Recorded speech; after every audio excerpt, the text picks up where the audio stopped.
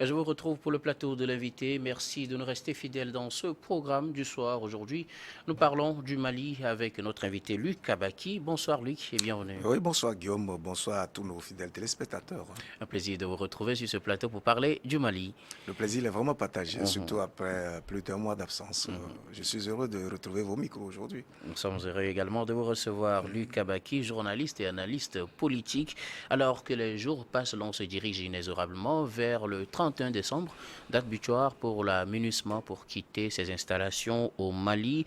Et les départs est en cours avec 8 camps libérés sur 13, mais à l'heure actuelle, les FAMA et la MINUSMA s'accusent mutuellement, soit de retrait précipité, soit de manque de sécurisation. Que se passe-t-il réellement au Nord Mali avec ce départ de l'aménagement en libérant les camps dans le Nord Mali? Alors, c'est une question assez délicate parce que le contexte du départ de la MINUSMA, tout le monde le connaît. Le projet a été acté en fait par l'État malien. Et il faut déjà reconnaître que c'est une première dans l'histoire justement des Nations Unies où donc cette institution, disons, mondiale déploie une force dans un pays dans le but d'œuvrer ou de participer à la stabilisation donc, de ce pays et que donc l'État hôte qui est censé être bénéficiaire en finit par demander justement le départ de cette force-là, qui en réalité devrait être une force d'appui, une force d'aide qui devait participer à reconstruire l'État dès l'instant où cet État a été victime justement des attaques de toutes parts. Alors, il se trouve que dans la pratique, l'État malien a constaté précisément que cette MINUSMA-là, dont la vocation que je venais de rappeler, est donc précisément de faire en sorte que l'État se reconstitue, se réorganise et se restructure, a commencé à jouer un jeu plutôt pervers qui ne participait pas à réaliser justement cet objectif-là. Donc, dans un tel contexte, on sait déjà, dès le départ, que cette idée de départ de la MINUSMA ne convenait pas ni aux Nations Unies, ni à certaines puissances précisément, qui trouvaient intérêt à s'appuyer sur cette mission-là pour jouer donc leur jeu pernicieux au Mali. Donc, cela Qu'appelez-vous dit, pas jeu pervers? Qu'appelez-vous le par jeu jeu parvait, pervers? vous savez qu'à plusieurs reprises, le gouvernement malien a évoqué un certain nombre de faits qui montraient que la MINUSMA ne collaborait pas, au contraire, jouait le jeu ou même était d'intelligence avec les forces ennemies, notamment les rebelles, les terroristes, etc., et empêchait littéralement l'État malien d'intervenir ou de circuler librement pour pouvoir justement mettre hors d'état de nuire les terroristes qui inquiètent justement les citoyens maliens. Alors, c'est d'ailleurs pour cette raison que le gouvernement malien a fini par demander de façon précise et expresse le retrait pur et simple de la MINUSMA du Mali. Et donc, vous avez vu combien il y a eu des tiraillements, notamment avec la France, qui, il faut le dire, dirige le volet enfin, de la gendarmerie, de la police. Parce que le commandant de ce volet de la MINUSMA est une dame française, c'est une générale. Et donc, la France a été même le pion essentiel qui coordonne pratiquement les activités de la MINUSMA au Mali. Et à partir de l'instant où il y a maille à partir avec le gouvernement malien, il faut comprendre que la France n'était pas dans les dispositions d'accepter cette idée, en tout cas cette perspective de retrait de la MINUSMA. Dans un tel contexte, à partir de l'instant où le principe de ce départ a été acté, et on a accepté le principe de 6 mois pour se retirer, mais il fallait comprendre dès le départ que ce retrait serait difficile, la collaboration serait difficile, quand bien même il y a eu un cadre qui a été mis en place entre la MINUSMA, entre les Nations Unies et l'État, le gouvernement malien, de sorte qu'il y ait une collaboration étroite pour favoriser ou permettre le retrait lisse, coordonné et ordonné de ces forces-là. Vous avez vu qu'il y a des trahisons à plusieurs reprises. Le gouvernement malien a sorti des communiqués pour dénoncer des couacs, en tout cas une certaine mauvaise foi des dirigeants de la MINUSMA ou même des Nations Unies dans ce processus de retrait. En viennent justement ces situations où les Nations Unies, ou en tout cas la MINUSMA, annoncent des retraits précipités sous prétexte que la sécurité de ces éléments n'est plus garantie par les FAMA, etc. Alors qu'en réalité, celui-là qui a déchiré ce tissu d'entente, c'est précisément la MINUSMA, du fait qu'elle ne collabore pas pour que le processus de retrait se fasse de façon vraiment coordonnée comme cela a été prévu. Et vous allez constater, hier, le 31, la MINUSMA a sorti un communiqué indiquant son retrait de Kidal. Le principe a été qu'en réalité, quand les forces de la MINUSMA quittent, la place est reprise justement par l'armée, reconstituée par les FAMA. Vous voyez? Et donc, ça veut dire que de façon officielle et solennelle, la MINUSMA se doit de remettre les clés des camps libérés aux FAMA. Ce qui n'a pas été le cas précisément dans le cas du camp de Kidal, où ils disent partir de façon précipitée, sans pour autant être en mesure de remettre les clés aux FAMA. Au contraire, ils ont laissé le camp à la SEMA, qui était déjà là-bas, alors qu'au même moment, ils ont fait en sorte à retirer d'ailleurs l'armée reconstituée qui faisait partie du camp parallèle, qui constituait ce qu'ils appellent les bataires ou quelque chose comme ça, un bataillon BIX qui est constitué aussi bien des forces FAMA, des forces de la SEMA, des rebelles, etc., etc. Et ils ont extirpé les éléments de la FAMA qui faisaient partie donc de ce bataillon. Ils les ont. C'est d'ailleurs pour ça qu'après le retrait, il n'y a pas eu de combat, parce que les forces officielles de l'armée malienne ont été conduites. Et donc finalement, le camp de Kidal est entre les mains des rebelles. Ce qui va créer forcément un problème par la suite, parce qu'aujourd'hui, les FAMA ont encerclé pratiquement le Kidal. Et ils sont appelés à entrer officiellement dans Kidal et à récupérer justement cette localité hautement stratégique, parce que vous vous rappelez que c'est au niveau de Kidal que l'armée malienne avait été empêchée, je crois en 2013 ou 2014, de rentrer par les forces françaises. Et donc, ça veut dire clairement que aujourd'hui, pour la France, remettre les clés de Kidal au FAMA reviendra à dire qu'on remet carrément toute cette localité-là, stratégique, à partir de laquelle il y a beaucoup de réseaux qui se sont multipliés, etc. etc. Dans tous les cas, je crois que dans les semaines qui vont suivre, ou même les jours qui suivent, les FAMA seront obligés justement de continuer leur progression dans le nord, de sorte à conquérir totalement le Kidal et en tout cas tout le reste du territoire.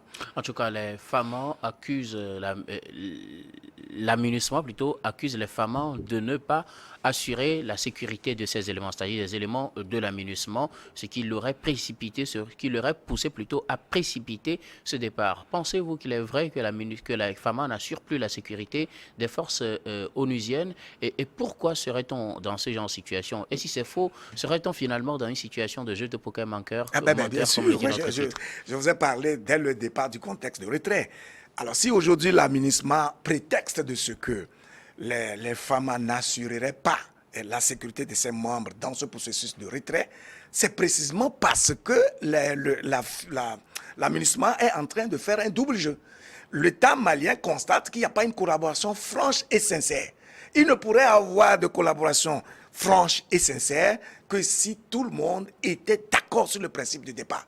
Or, c'est de guerre lasse que la MINUSMA est en train de partir. Et en même temps, elle est en train de piéger systématiquement les FAMA, de sorte à exposer les forces armées maliennes aux attaques littérales, voilà, des rebelles et des terroristes, etc. Et donc, quand vous partez de façon précipitée, sans collaborer, comment vous voulez que les prévisions, en tout cas des dispositions, soient prises en amont pour assurer votre sécurité? Ça veut dire que vous êtes en terrain conquis et vous vous permettez justement de prendre des décisions sans collaborer, sans concerter, sans amener donc l'autorité à composer de sorte à prendre des dispositions qui vous sécurisent. Donc c'est un prétexte malhabile pour justifier le faux fuyant en fait de la MINUSMA aujourd'hui. Mais heureusement que les autorités maliennes, notamment les dirigeants et le corps dirigeant, en tout cas le corps directionnel des FAMA, se montrent suffisamment vigilants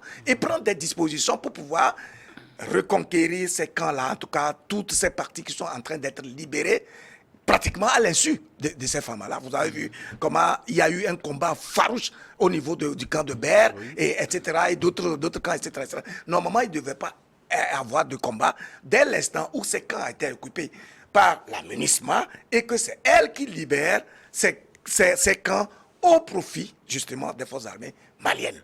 Elle n'entend pas laisser ces camps au profit des forces armées maliennes parce que cela rend compte, en tout cas, du revers de cette mission-là au Mali. Et en même temps, c'est comme un affront pour les puissances occidentales. Entre autres, la France, qui considère qu'en fait, c'est un défi qui lui est lancé au Mali. Que d'abord, de dire que Barkhane parte, et ensuite, toutes les forces que la France avait fait venir de façon délibérée au Mali, sous prétexte qu'on venait aider les Maliens. Donc, toute l'action clairvoyante et lucide des dirigeants maliens, toutes ces forces-là sont en train de déguerpir.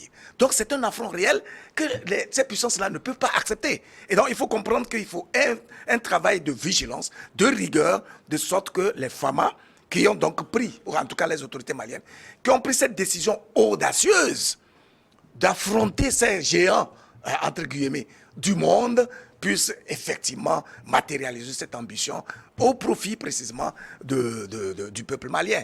Et puis c'est un exemple qui risque vraiment de faire tache d'huile dans tous les pays où ces puissances, enfin ces forces onusiennes interviennent et n'arrivent jamais à restaurer la paix, à reconstituer les pays et à stabiliser ces États-là. Vous avez vu qu'à partir de ce que les Maliens ont fait, la RD Congo a aussi demandé le départ de la MONUSCO. Et même le président Tshisekedi a demandé que ce départ-là soit précipité d'une manière ou d'une autre. Ça veut dire que le modèle malien est en train de prendre corps dans l'esprit des peuples d'Afrique qui se rendent compte que mais, tout est possible. Il suffit là de prendre la décision et de décider d'assumer véritablement leur identité, leur souveraineté, quelles que soient les circonstances et quoi qu'il arrive.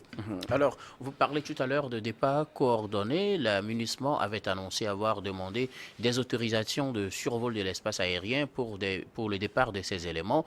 Parmi une vingtaine de demandes adressées, une seule n'aurait été qu'autorisée, qui leur permettait de faire une liaison Kidal-Gao. Pourquoi aussi ce refus peut-être des autorités maliennes d'autoriser systématiquement les demandes de la MINUSMA pour ce retrait? Cela ne peut pas se faire de façon hasardeuse. Ce n'est pas parce que vous avez envoyé une vingtaine de demandes que de façon sur un coup de tête, on vous donne toutes les autorisations. Puisqu'on parle de retrait coordonné, ça veut dire qu'il faut l'implication des forces maliennes qui vont sécuriser précisément le processus de départ. Et donc, si on a donné une première autorisation pour permettre aux gens donc, de quitter d'un camp à un autre, et on voit que au lieu de collaborer pour que vraiment l'opération s'effectue dans les meilleures conditions, on se rend compte qu'il y a un jeu de dupes, une certaine duplicité, et que vous continuez de composer avec les forces ennemies. Que les FAMA sont appelées à combattre de façon systématique parce qu'elles ont cette vocation-là de préserver la sécurité des Maliens. Et donc, c'est clair qu'une fois que vous faites preuve de mauvaise foi, on ne peut pas vous donner des autorisations sans pour autant être en mesure de contrôler les opérations que vous êtes en train de mener. La preuve, c'est qu'ils vont miner le terrain. Aujourd'hui, dès l'instant où Kidal a été libéré de façon aussi incontrôlée, ils savent très bien que les FAMA, ayant cette responsabilité de reconquérir tout le territoire national, en viendront à intervenir là-bas.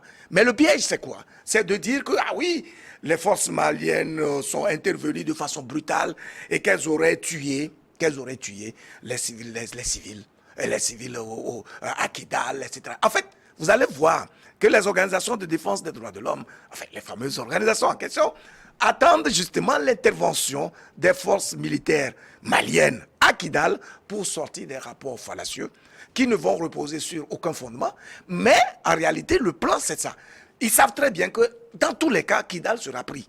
Et quand il sera pris, il va falloir trouver des prétextes pour dire que non, ben écoutez, ils sont venus, ils ont tué de façon aveugle la population, etc., etc. Et donc, porter des accusations tout à fait malhonnêtes sur les forces. Donc, il va falloir que les autorités maliennes fassent preuve de vigilance. Je crois qu'elles ont toujours été suffisamment vigilantes et rigoureuses. On sent dans leur attitude qu'elles se prennent véritablement pour le meilleur devenir du peuple malien, on ne peut que les encourager dans ce sens-là, de sorte qu'avec plus de pragmatisme et de lucidité, de façon progressive, elles en viennent à reconquérir le territoire malien et à le stabiliser tout seul, parce qu'en fait, toutes ces forces-là devraient aider à cette stabilisation, puisque ces forces-là, je crois que vous avez reçu récemment le ministre malien des Affaires étrangères, Abdoulaye Diop, ici, qui a dressé le bilan et qui montre clairement que toutes ces actions sur plus d'une dizaine d'années n'ont pas donné des résultats probants. Au contraire, le phénomène terroriste s'est métastasé, non seulement dans le pays Mali, mais vers le golfe de Guinée et beaucoup de pays comme le Burkina Faso, le Niger et même des pays du littoral ont commencé à être attaqués par les terroristes. Ce qui prouve véritablement que toutes ces forces-là, occidentales et puis onusiennes, qu'on déverse dans des pays non stables, n'ont pas véritablement pour vocation d'œuvrer pour le meilleur devenir de ces États. Mais ce sont des prétextes malhabiles que ces puissances prennent pour pouvoir justifier leur propre présence et participer à piller les ressources de ces territoires-là. Vous savez que l'Afrique, c'est l'or du monde à partir du moment où nous regorgeons le maximum de ressources dont l'industrie occidentale a besoin. Alors, Kidal aussi a été libéré par les forces onusiennes ce mardi 31 octobre, alors qu'on sait que c'est un enjeu stratégique. La CMA l'avait annoncé à la libération du camp de Tessalit que leur priorité c'est Kidal. Voilà Kidal aussi qui est libéré dans ce genre de situation avec un manque de coordination entre les FAMA et la MINUSMA. Alors, à quoi seront mangés les habitants de Kidal? Oui, mais c'est de ça que je parle. En fait, aujourd'hui, on a laissé en réalité le camp de Kidal à la CMA, c'est-à-dire à cette organisation rebelle qui pourtant faisait partie de ceux-là qui ont signé les accords de paix, etc. et qui, à un moment donné, a décidé de se désolidariser, de ne même plus composer avec les autorités maliennes, etc. Il y a certains de ces éléments qui démissionnent, voilà, du CNT, etc. Bon, tout cela, on sent donc la duplicité, la mauvaise foi, le manque d'engagement à atteindre cet objectif de libération pacifique et coordonnée.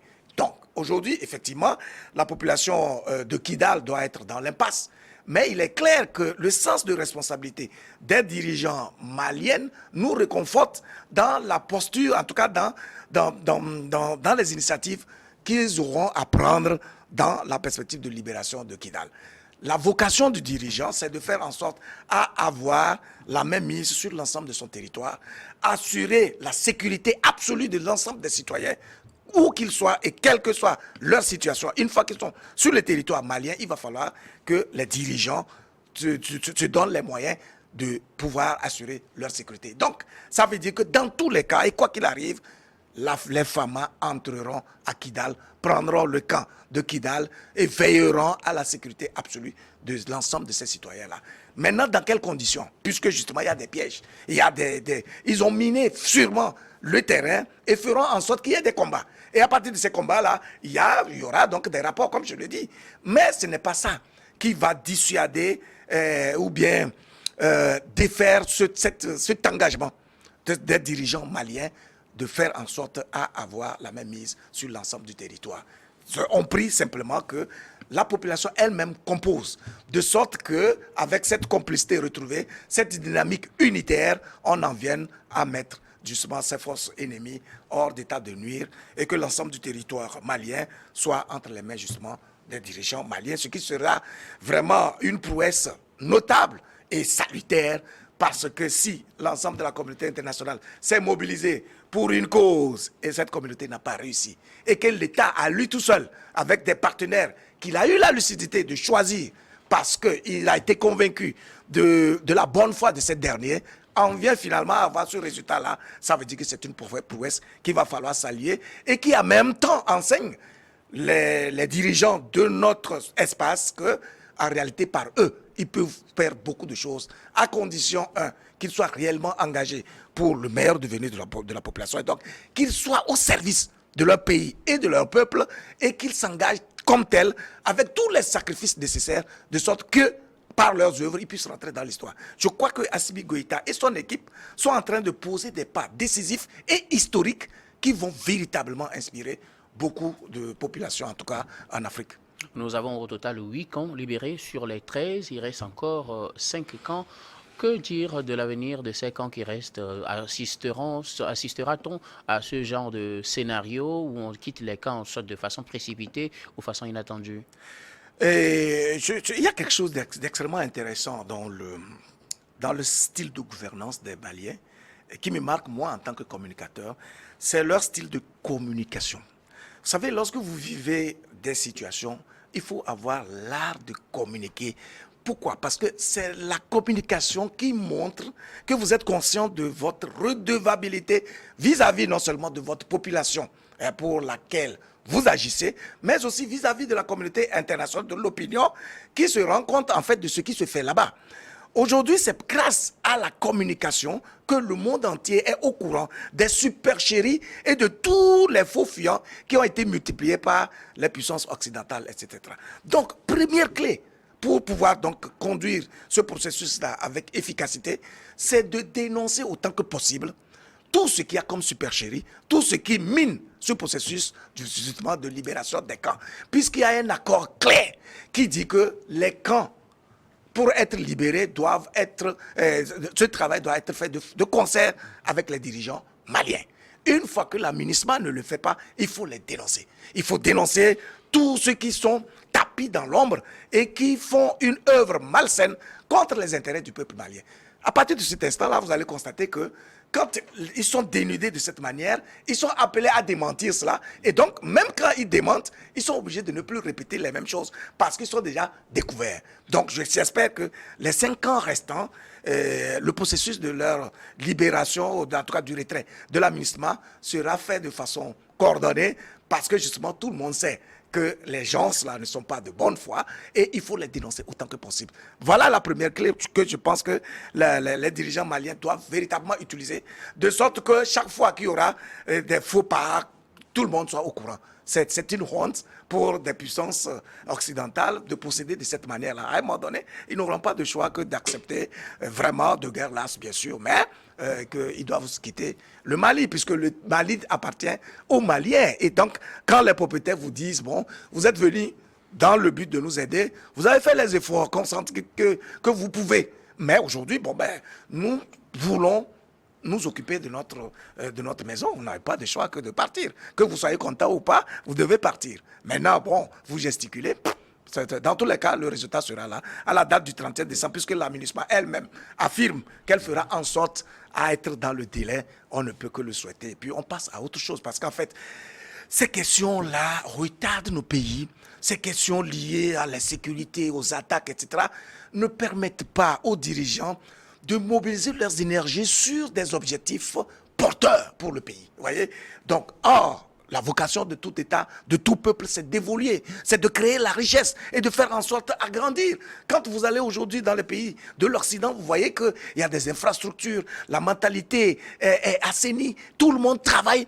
Travaille pourquoi? Pour son propre devenir, mais aussi pour le devenir du pays dans son ensemble. Voilà comment il faut travailler, comment il faut agir en tant que citoyen pour pouvoir évoluer. Mais quand il y a ces problèmes-là qui dispersent les énergies, qui ne permettent pas de focaliser l'attention de la population sur des idéaux, sur des valeurs essentielles qui permettent à toute société d'évoluer, c'est un réel manque à gagner qu'il faut évidemment éviter. À l'heure du départ, quel bilan peut-on faire de la présence de la MINUSMA au Mali une dizaine d'années après? Il est évident que si ce bilan était positif, les dirigeants maliens n'auraient pas demandé le départ de la MINUSMA dès l'instant où le territoire n'a pas été totalement reconquis. Dès l'instant où les terroristes sont encore là et sèment donc du trouble, inquiètent la population. Et donc, ça veut dire que pendant près d'une dizaine d'années, sinon plus de 10 ans, la MINUSMA, dans son action, n'a pas atteint les objectifs escomptés, même si on peut reconnaître que des États frères ont eu à envoyer des troupes de toute bonne foi. Malheureusement, l'écosystème dans lequel ces troupes-là sont arrivées ne leur a pas permis de pouvoir avoir les résultats auxquels on peut s'attendre. Puisque, oui, on va dire qu'il y a plusieurs pays qui ont envoyé les contingents, mais le problème, c'est que le leadership de cette MINUSMA-là est entre les mains des gens qui sont de mauvaise foi. Et donc, lorsque vous êtes de très bonne foi, vous avez la volonté, vous venez pour aider, mais celui qui dirige et qui prend les décisions de la gouvernance, justement, de cette organisation-là, s'il est de mauvaise foi, vous ne pouvez rien faire. Donc, les gens ont eu à travailler véritablement. Il y a des éléments de la MINUSMA qui ont eu à perdre la vie là-bas, et donc on est obligé de s'incliner devant leur mémoire. Il y a eu un certain nombre d'actions sur le plan humanitaire. D'ailleurs, c'est le prétexte que les gens utilisaient, certains responsables de la MINUSMA utilisaient, notamment pour le compte du Nord, pour dire, mais écoutez, il y a beaucoup d'actions humanitaires qui ont été faites, et ça, ils comptabilisent ça comme un résultat. Or, sa vocation, en réalité, n'était pas qu'humanitaire, même c'est subsidiaire, cette question humanitaire, d'autant plus que c'est d'abord la sécurité des citoyens qui conditionne tout le reste des résultats. Donc, une fois que sur le plan sécuritaire, on voit que vous n'êtes pas sincère et que vous êtes d'intelligence avec les forces ennemies qui ont fait que le Mali se retrouve dans cette situation-là, ça veut dire que c'est un échec total. Si Barkhane a échoué, si Takuba a échoué, ce n'est pas la MINUSMA qui est aussi sous la botte de ces puissances occidentales-là, notamment de la France, qui aurait un résultat probant. C'est dommage. Nous arrivons presque à la fin de cet entretien. Luc Abaki, un dernier mot sur la situation de ce retrait au Niger. Oui, au Mali, c'est de dire qu'on a toutes les raisons de regretter que les gens perdent autant de temps dans des faits aussi malsains.